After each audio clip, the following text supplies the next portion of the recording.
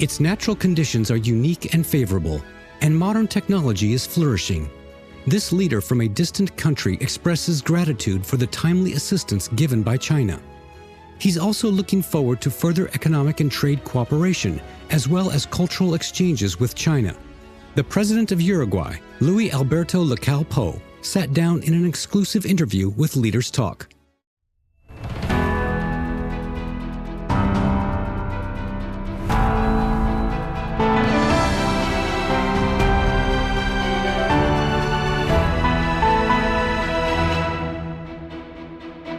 Hello and welcome to Leaders Talk, where we meet leaders, thinkers, and trailblazers. I'm Wang Guan in Beijing. Now, the further the distance, the less two countries tend to trade. That is International Trade 101. But there are gravity-defying cases such as that of China and Uruguay. In the year 2022, a third of Uruguay's total export went to China, and nearly 60% of Uruguay's beef ended up in Chinese dining tables. Besides, Uruguay was among the first Latin American country to join China's Belt and Road Initiative. What is the potential for China-Uruguay relations going forward? Now, our guest today is His Excellency Mr. Luis Lacalle Pou, the President of Uruguay. We caught up with him during his first state visit to China. So President Pou, thank you so much for this opportunity and welcome to Beijing, China. It's your first trip, right? Thank you very much for this time with you. It's my first time. I'm very, very happy, very amused. And what I read, what I saw, what people told me about China is what I'm seeing. That good mixture, good balance in tradition and modernity. I'm very happy to be here. You've been here for 2 days, still a bit jet lagged, but how do you find this country? How do you I'm like not it? dealing with jet lag. I cannot deal. Let's hope today I will get some sleep. I went to historical places where you see the tradition, where you see the effort of ancient Chinese. And today we went to Hawaii, that you see the modernity in full capacity. Uruguay is located in the southeast of South America, bordered to the west by Argentina and to the north by Brazil. When viewed from the sky, Uruguay resembles a vast grassland, with large territories covered by pastures, giving agriculture and livestock a crucial role in the country's economic landscape. The high-quality beef produced here is a distinctive hallmark of Uruguay. The country is also known for its passion for football. In 1988, China established diplomatic relations with Uruguay. 35 years on, despite the vast oceans that separate China and Uruguay, they have always walked hand in hand. Uruguay was the first country in Latin America and the Caribbean to express interest in participating in the Belt and Road Initiative. In 2018, it became the first Mercosur country to join the BRI. Under the framework of the BRI, China and Uruguay have achieved significant development and fruitful cooperation in various fields, such as clean energy, economic and trade, cultural and sports cooperation, and artistic exchanges. How do you hope your trip, Mr. President, would strengthen our relations between China and Uruguay, which is all-encompassing? Let's see. Since we established relationship 35 years ago, every president came to China. And 35 years ago, I don't know if they had the vision so strong that today China is our first commercial partner. But they started, and they worked, and we trust each other. I think trust is nearly everything, or the most important thing, in between people and in between countries and in between governments. So I hope I can help that. I can put my own work, my own efforts. We are here with lots of businessmen from our country that are looking forward to strengthen their own business with Chinese people. I think now we have globalization. We didn't 35 years ago, and that's a radical change in relationships, both in political relationship and commercial relationships. Talking about our trade and commercial relations, President Pou, we know that in international trade classes, the first lesson is the farther away the two countries are, the less they tend to trade. China and Uruguay have this 18,000 kilometer distance, one of the longest in the world. But the capital cities, Montevideo and Beijing, are the longest distance between capitals. And our school children were taught that if you dig a hole you come to Uruguay. the world, and then you dig and dig and dig. On the other side of the world is our friends from Uruguay. Yes, there we are. The longest distance in the world still, China has been Uruguay's largest trading partner for many, many years. Actually, around 30% of all of your export go to China. Or more. 2022 was a record. How important is this trading relationship? How do you want to carry it forward? Let's start with the basis of the Belt and the Road. We think that strategically, Uruguay is one of the best partners. From where it's situated, because of our region, because of our population, not our, but Mercosur's and South Cone. And China is looking forward to have security in both goods, food, and we provide that. We are able to provide that, good quality, caring about environment. And if you see our export and what we import from China, we are complementary. So for us, it's a great opportunity. I think that people in my country and politicians, all politicians, agree that we have to step forward with China. China's government is full throttle with the Belt and the Road, and we hope we can meet each other in that point. Your country, Mr. President, is among the first to join the Belt and Road Initiative.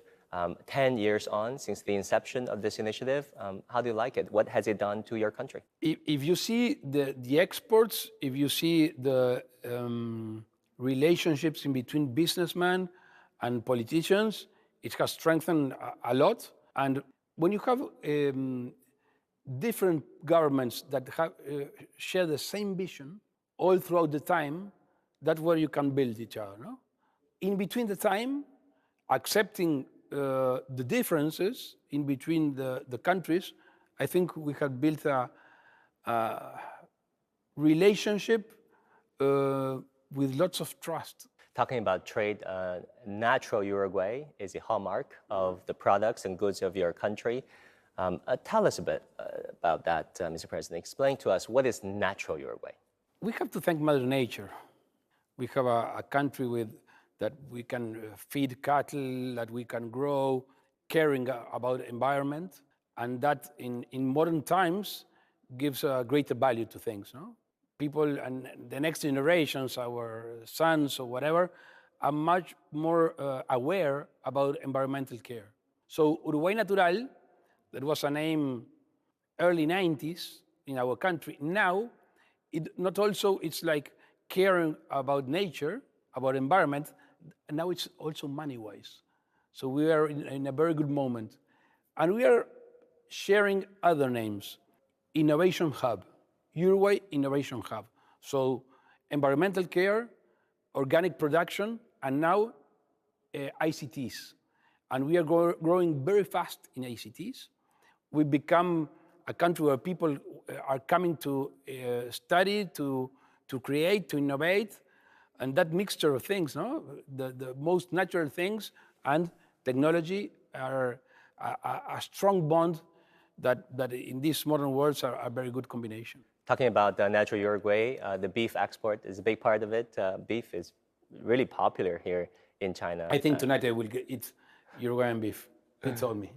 And I heard, I want to confirm with you if it's true, Uruguay cattle are among the first to have inserted within them a chip to track their birth until when they were being served. That was I was going to tell you. You know, when it was born, what he ate, where he was slaughtered, and the container till it comes to China in a plate. Every cow, every cattle. Everyone. Wow. You have to do it. You'll see like a yellow thing in the ear. That's a number. You have a code bar, and you know everything about that cow or whatever. Technology. If you can measure things, if you can go back in the time, that makes you first reliable, and then you can do much better processes. So some 58% of all of Uruguay's beef exports come to China? That is huge. 58, 56, but it's huge. It's huge. If you see the numbers worldwide, China in crops, in beef, it's far aside of the rest of the world. And in China, And we're willing to make much bigger deals.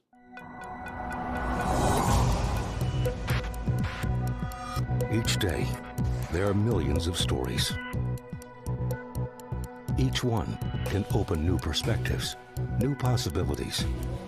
Wherever you look, we are there to see, discover, explore. We put the pieces together to find what really matters to you, all around the world, all around the clock. Our reporters are at home across the globe. From our headquarters in Beijing and production centers in Washington, Nairobi, and London, China Global Television Network. Stories from across the globe, reaching people across the globe. CGTN. See the difference. I see a country on the move. There is my opportunity. Is it good to change so fast? Yes, but it's a challenge. We have one foot in the future. But we never forget our past. We need to talk to one another. And listen. More than 1 billion voices telling their stories. Rediscovering China, only on CGTN. 360-degree profiles of industry movers and shakers, tech mavericks, and policymakers. We drill down on their success. We ask how they set strategy and how they navigate in an increasingly competitive market. Real talk, real business. Join the conversation.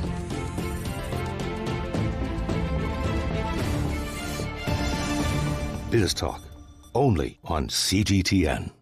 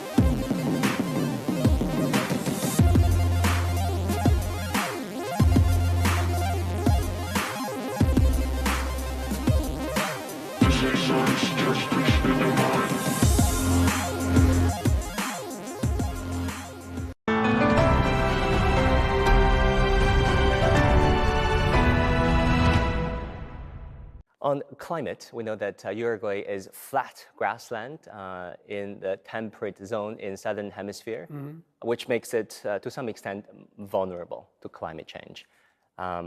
What is Uruguay doing to mitigate the impact, and what do you expect to work with China on that front? We are doing our job, not only our everyday life, but we also are having some instruments, financing ourselves with the World Bank and another institutions, that if we pay attention to environment, if we get some goals that are in the Paris Climate Accord.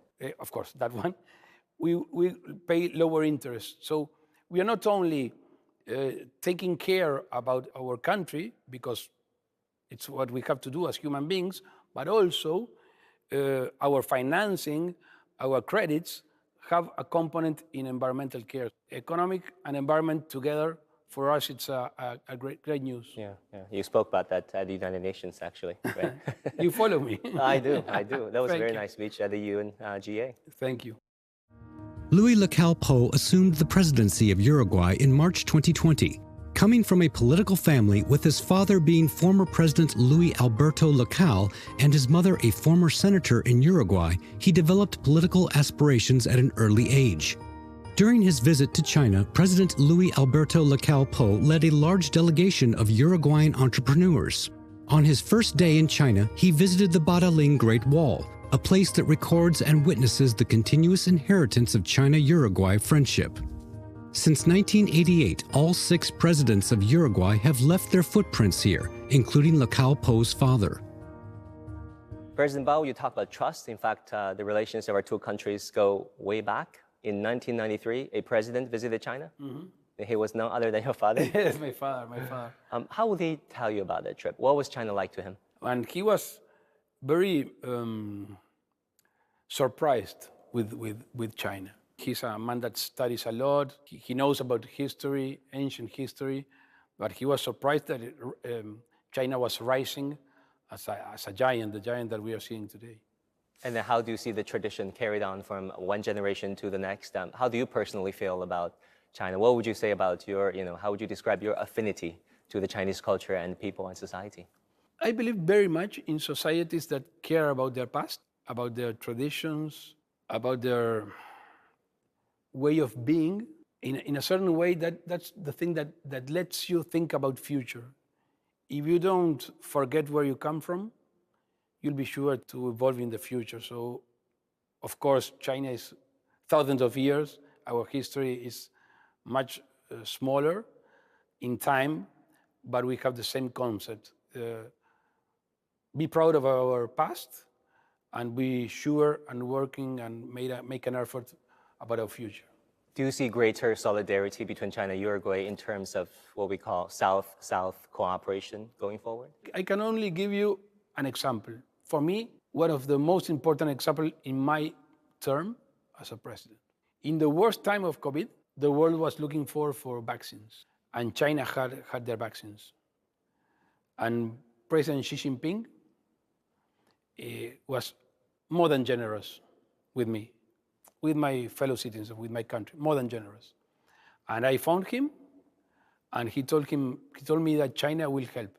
And he was extremely important in those times. As a former ambassador told me in my office, former ambassador from China, he told me, China is a good friend in good times, but China is a better friend in bad times.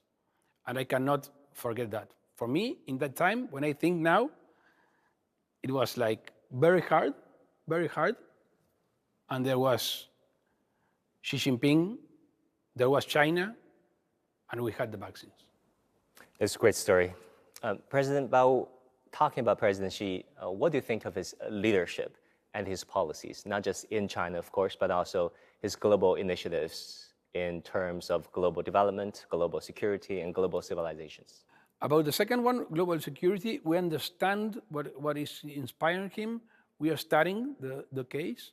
I think world leaders, as Xi Jinping, know that their voice and their example, it's very important to the world community. Every initiative that helps peace, that helps tolerance in these days that we are lacking of tolerance sometimes, will count on us, will count with us. And then this world is undergoing very profound changes. What do you think of the recent summit meeting between President Xi and President Biden in San Francisco? For me, it's important, very important. If the two most important world leaders are not able to meet each other and get things going in peace and developing each other's and helping developing other countries, what you can expect for other leaders?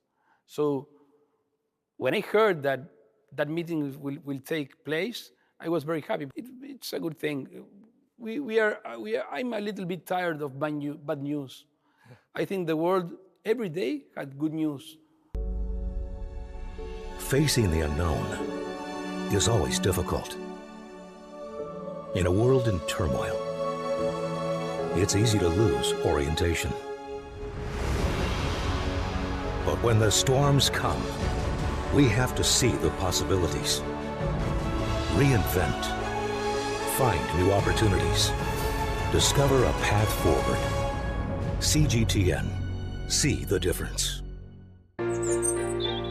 Ever wondered what's the difference between a bear and a bull market? Where are the cash cows? And who are the lame ducks? And what exactly are black swans? Grey rhinos? And unicorn companies? Make sense of it all with global business, only on CGTN.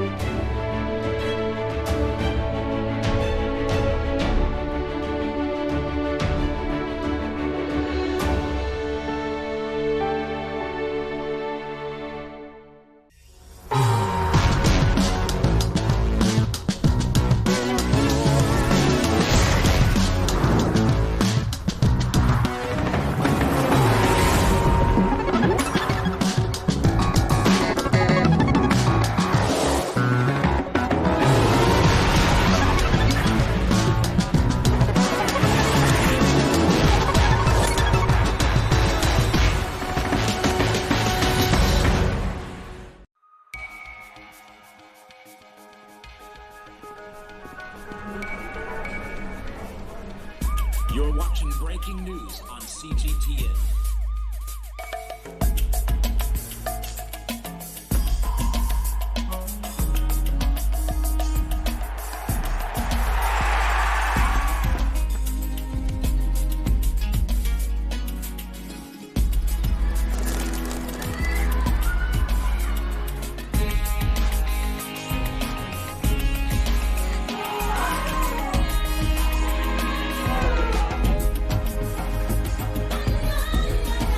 You're watching CGTN with the latest market-moving headlines from around the world.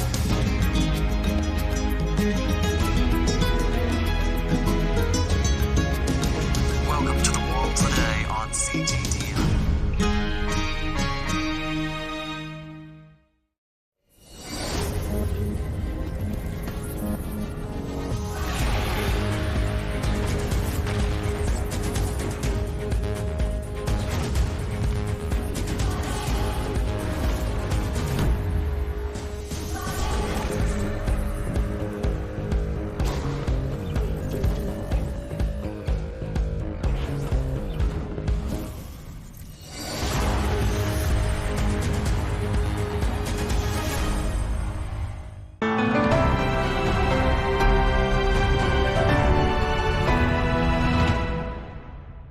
Uruguay has a population of 3.5 million. Yet, Uruguay won 2 Olympic titles, 2 World Cup titles, 15 Copa America titles, tying Argentina for the most Copa won. Mr. President, how did Uruguay pull it off? A good combination of pride, of doing their best, of love to their T-shirt, their team. We have children start playing soccer when they start walking. And we have a very good organization called Baby Football. We have more than 60,000 boys playing since they are 6 to 13 years. We had lots of teams. We have the opportunity, lots of children have the opportunity when they are young to go and play abroad to the best teams in the world. So that when they bring that back, they are very strong in techniques, in tactics, and once more, as a team. I think that pride, love for the country. Have you heard Garra Charrúa? What is that? Garra Charrúa is what the pride they think and the strength that they get in when they're playing. Your son is playing right now, right? Professionally? He's trying to do his best. He's trying to do his effort. He's happy. Let's see.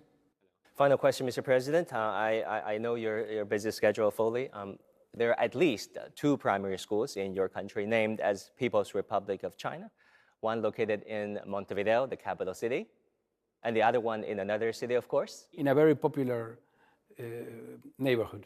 And I can tell you, Mr. President, the learning of Spanish language is very popular. Recoba, the football player of Uruguay. El Chino. El Chino. Very lovely. He loves China. Even better, left foot. Opened the football camp. What do you feel about the future of people-to-people exchanges between our two cultures and two societies going forward? Mainly it's directed by governments. Politicians start these relationships, but underneath is where the true things happen. And although we are far away, I think that we know each other, we accept each other, and we rely each other. We can only grow in between us, our relationships. President Bao, thank you so much. Muchas gracias. Thank you. Thank you very much for this opportunity. Gracias.